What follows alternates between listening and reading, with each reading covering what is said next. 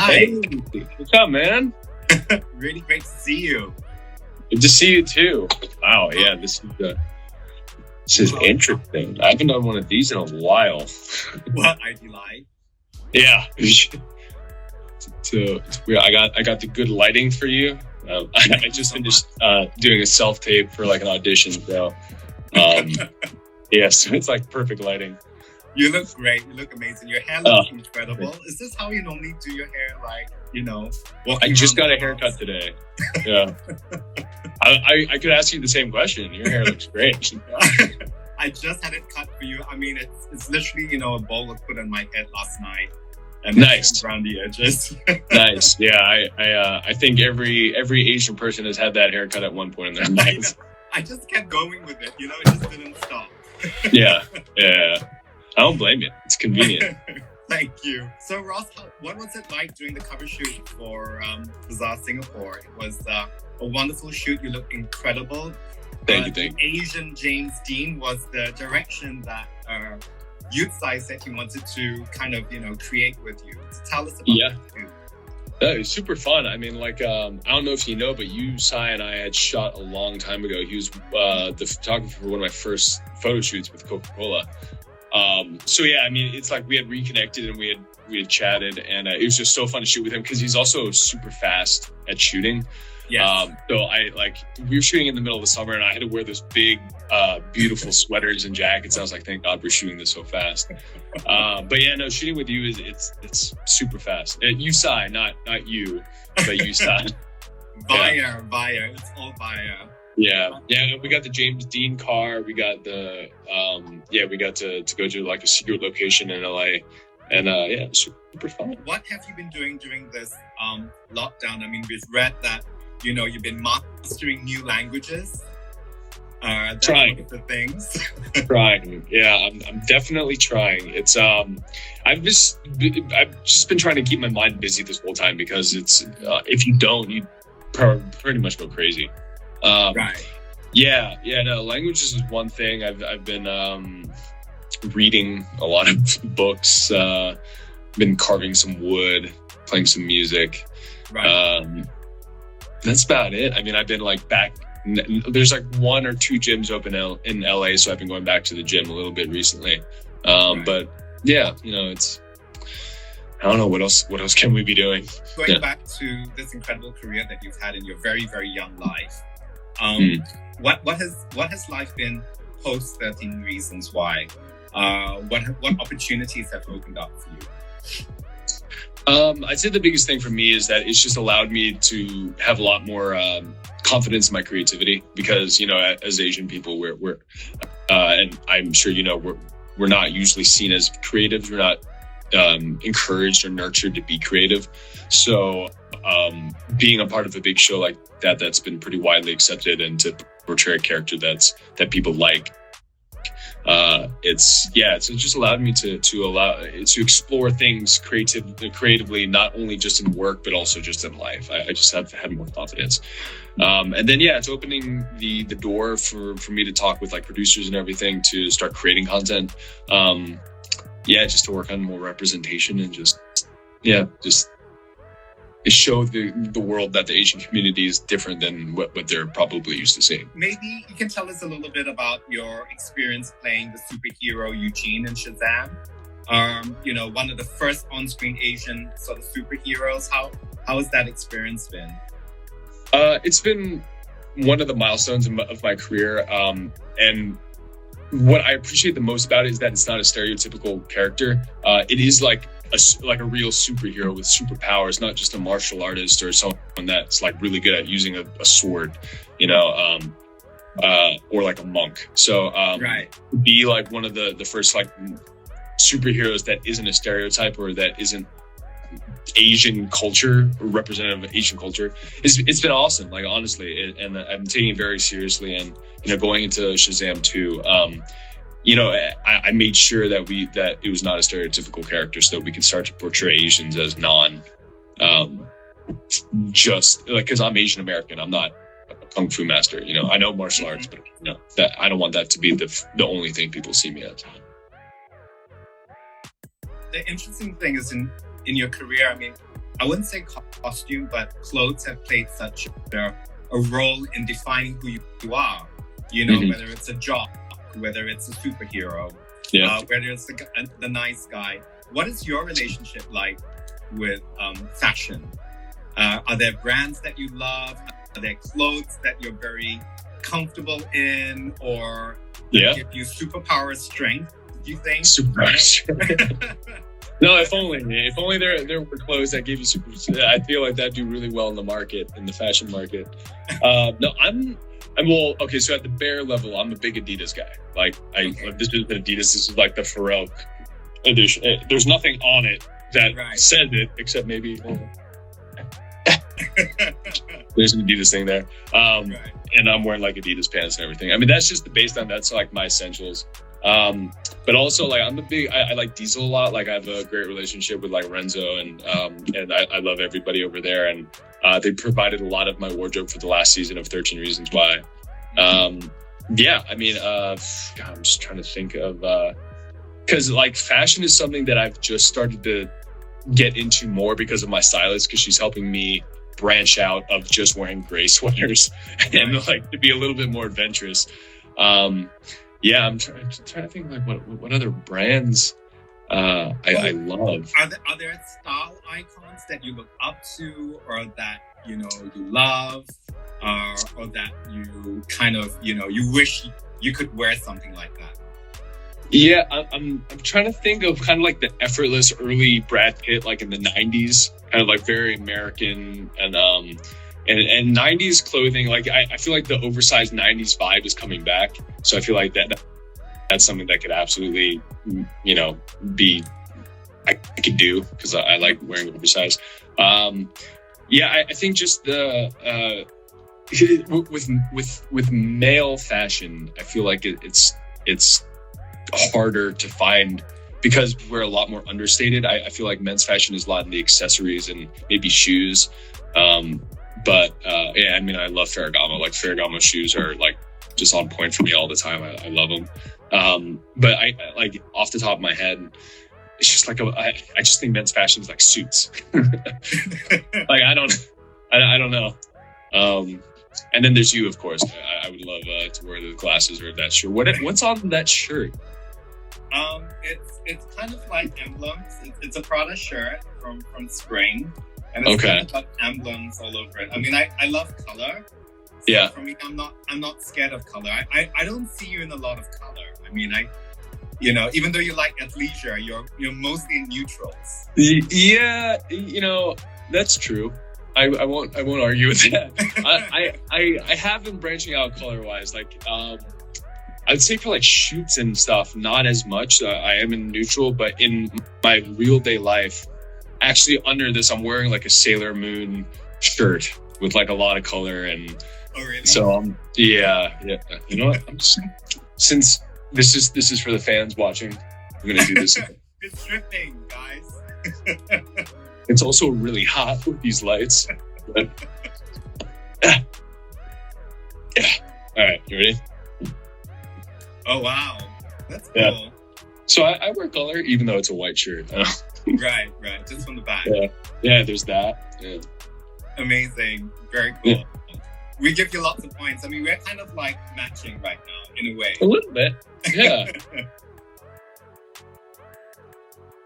Yeah, besides Asian representation, I mean, I'm big about nurturing creativity. I mean, that's not necessarily an Asian thing. Even though it is Asian related, like I think we do need to start cultivating more creative arts in young Asian Americans, but also just creativity in general. I think like the way the world is moving, things are going to be a lot more automated, right? The more and more advanced we get, the more jobs are going to be taken by robots. And and it's going to sound like it's some crazy theory, but I think like the only things that are going to be worthwhile or successful is the human commodity, which is creativity. I think it's also going to make people happier. I think a lot of aggression and a lot of pent-up anger is built by it without a creative outlet. I think it's a lot of people stuck in these jobs where they're typing on computers all day and don't have any form of expression. That's where things build up and that it gets expressed in other ways, whether it be racism or or just being mean. Yeah, so I think creativity, as cheesy as it sounds, can save the world. So yeah, I mean that's another like initiative I do want to start, is something that's more creatively nurturing. What are your favorite ways to keep fit? Like you said, you know, the gyms are shut in LA. A couple of them are open. You know, exercise, diet, wellness. You talk a lot about wellness. You talk a lot about mental health. So maybe you could give us some tips about how do you find sanity in this new normal that we're in? A big thing for me is this underestimated idea of hobbies and what hobbies are. A lot of people think hobbies are just stupid things that you just do and that only you like. But the thing is where do you find your happiness? Where do you find your confidence? And I think that is found through hobbies, whether it's playing an instrument or learning how to draw or paint or whatever it is.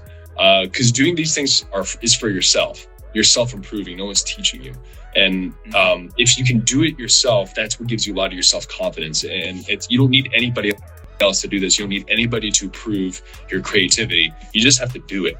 And that's the biggest step I think a lot of people need to take. So for me, yeah, it's constantly picking up a new hobby, something that I don't know how to do, reducing me down to zero, and then learning how to do it over the course of weeks or months gives me a lot of confidence. It gives me, makes me feel good about myself, and that I can create something, whether it be music or a physical object made out of wood. I think a lot of people are intimidated by learning new things because it'll make them feel badly, but that's the hump we need to get over, is don't feel bad because you're not good at something immediately. Are there some favorite dishes you've been, whipping up in the kitchen? I dabble. I maybe you've seen some hashtag cooking with Ross. Yes. What are your favorite dishes? I mean, I've said it once, I've said it before. My favorite dish to make is my mom's Malaysian curry. That is hands down my favorite dish to make, because it's a family style eating thing, because you just put in a big bowl. It's also like I've been making it since I was like 12, so I know how to do it, and I like to tinker with the recipe. Yeah, it's just, I don't know, it always just reminds me of home. Like, again, that's such a cliche thing to say, but it's like when I have my Penang curry and I put my fish sauce on it, it reminds me of when I was a kid. Have you had the version in Malaysia? Yeah. I haven't been to Malaysia in 13 years. Yeah. But no, I mean, all the food from that area, like roti canai, I mean, that's more Indonesian, or like nasi goreng. My mom used to make amazing nasi goreng. Then Singapore noodles, love that. Like I forgot what it's. I'm going to tell you that there's no Singapore noodles in Singapore. I don't get it. Why would they do that? Why would they? Is it like the spices are native to Singapore? Is it? I don't know. It's just kind of like fortune cookies don't exist in China. It doesn't. Yeah, it's one of those things. It's like like fried chow mein. Orange chicken. They don't exist in the country that they're attributed. But the spices do. So that's the thing. It's the spices that they use are there. So I don't know. What other Singaporean dishes? I mean, I like durian is one of my favorite fruits. No way. It's one of my favorite foods of all time. Or like lychee or longan. I love lychee and rambutan. And rambutan. I love all those. I grew up eating those. That's amazing. Ice kacang. You're making my mouth water, so at least I can go downstairs and grab it. But Yeah, I can't. Yeah, lucky you. I can get tacos. I'm in LA. I can get tacos if I want. A lot of readers, a lot of fans have been asking about your romantic life. They want to know. You don't really share a lot of that. Will you share something? I have one. That's all I'll say is I have a romantic life. So you're not single? I don't know. I like to. I don't know. I like to keep it kind of private, just because it's a weird industry. And I love my fans because my fans are actually really nice to me. I love my fans. Like I rarely get hate. So I don't think they would like say anything bad, but I don't know. Maybe sometime soon we'll make it a little bit more public. And you know what? You'll be the first to know, Kenny. Really? You'll be the first to know. I will. What's your one recipe, apart from privacy, to keep a relationship alive? I one thing that I've read is about the love languages, right? You know about the love language, the 5 love languages. I'm a huge believer in that. Like I don't believe in a lot of these self-help books, and I've read a lot of them, and I think a lot of them are bullshit.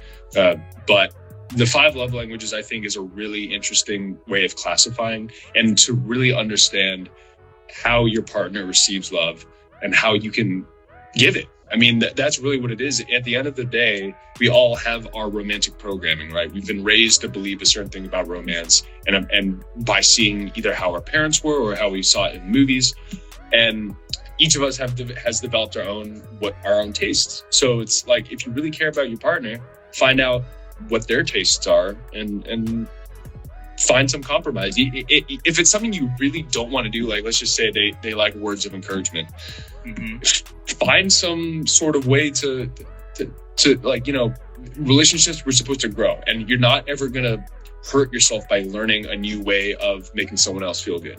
So just know what your partner likes. Right. Find out. Okay. And you know, I will say something, because there was like a little controversy, because I said before in an interview, they're like, what is your advice to like a woman if there's a guy she likes? And I said, you know what, find out what his interests are, and maybe like learn to do them or show some interest in them. And that isn't to say that that's a one-way street. It isn't. You shouldn't just, and it doesn't mean that you should lie and change who you are as a person. Just, again, find out what interests and hobbies your partner likes, and maybe you'll learn something new too. Do you believe in horoscopes? I'm a huge believer in horoscopes. You know, I actually did a deep dive. That was one of my hobbies I picked up a few years ago. Like I read a few books on it. There's some of it that I think is true, and some that I don't. I think there's an extent where we grow up knowing what our horoscope is. So we start to like bend in that direction. We start to feel, because we as humans, we like classification. We like putting ourselves in these boxes. Right. But then there's some of it where I'm like, oh, that's interesting. Well, when's your birthday? Well, mine's in July. I'm a Leo. Oh, okay. Yeah, what are you? May 17th. I'm a Taurus. Oh, you're Taurian. And your partner, or your other half? She is, Libra. Librian. She's gonna say, I'm a Librian. Off camera. No. I had to think about it. She's doing something else. Her birthday was on the 4th. Yeah, I was about to say. Yeah. It happened. I'm giving away too many details. Okay, we'll go on to the next. Wow, you're sneaky. But I told you you'd be the first to know. So technically you are the first to know.